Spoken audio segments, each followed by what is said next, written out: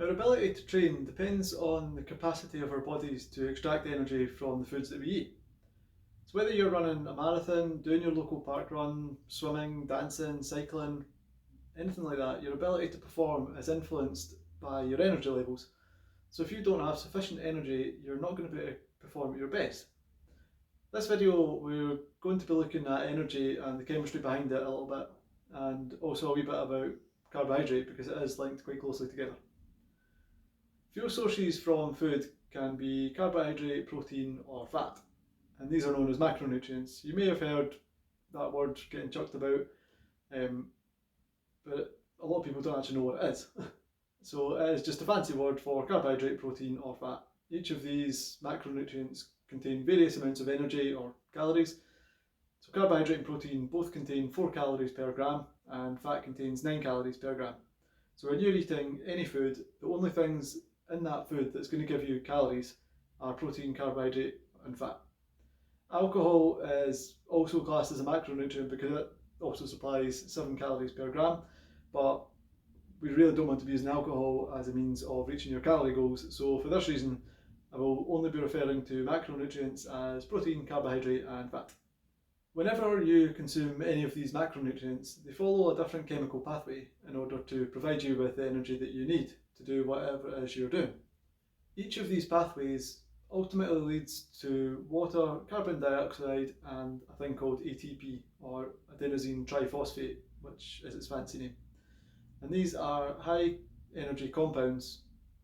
Now, whenever you need energy for exercise or just day-to-day activities, your body is going to use these ATP molecules to provide you with that energy. So now you know a little bit about the chemistry of energy for sport. Let's have a look at what it all means for each macronutrient. The body is able to store some of these fuels in a form that can be called upon to supply the energy to the muscles immediately.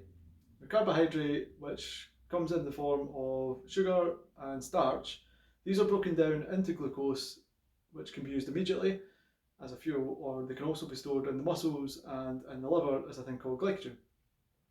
Now, when you're exercising, this muscle glycogen is converted back into glucose, and the muscle fibres then use this as a fuel source.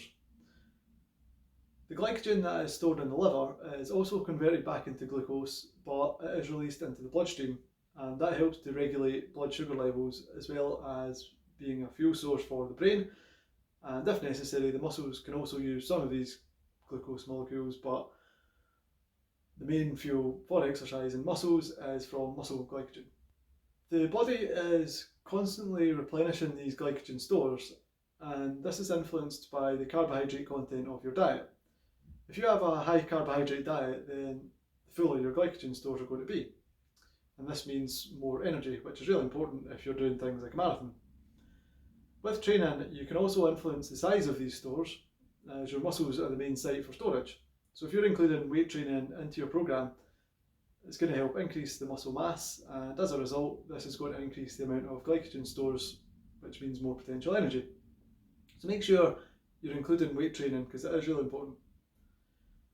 The body is able to store up to about 1,800 to 2,000 calories worth of energy as glycogen, and this is going to be enough to fuel around an hour and a half to 2 hours of vigorous activity. Now, if you've ever ran a marathon and you've been unfortunate enough to hit the wall, you may notice that it tends to occur around the 18-mile mark. Now, this is due to the fact that running burns on average 100 calories a mile, and 18 miles at 100 calories a mile works out at about 1,800 calories, which is likely to be the average person's glycogen storage capacity. So if you don't know, hitting the wall is simply the body running out of glycogen, and what happens is when these glycogen stores run out, your body's glucose levels drop too low and it makes you feel absolutely awful and you run out of energy basically. To avoid this happening, you need to make sure that you're sufficiently fueled before you start the race. So high carbohydrate diet and 3 or 4 days prior is really good, and if you watch the video on carb loading, this will give you a little bit more information about it. Looking at eating or drinking carbohydrate based foods and drinks during exercise, things like sports drinks can really help to avoid you hitting the wall. This is why organisers of marathons in other events, they'll give out gels and sports drinks throughout the race. So it's to avoid you hitting the wall, it's to keep your energy levels up. Even though fat is the most concentrated energy source at 9 calories a gram, it doesn't mean it is the best.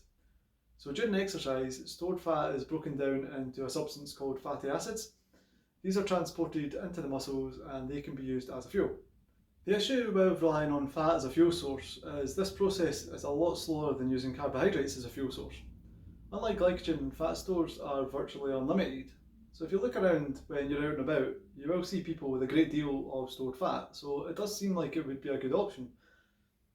And even those people who are very lean can have enough fat stored to supply about 100,000 calories, which is enough for around 1,000 miles of running.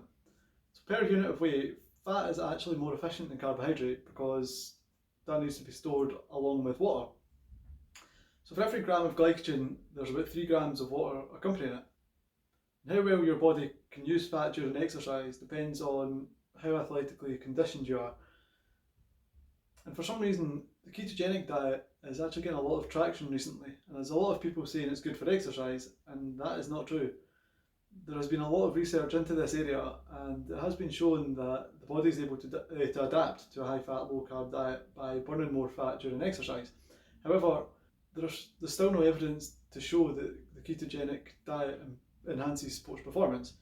In fact, there are actually a lot of studies to show the opposite, and even showing that high-fat diets actually impede athletic performance and lead to an increase in perceived exertion, which basically means the exercise actually felt harder than when on a high-carb diet.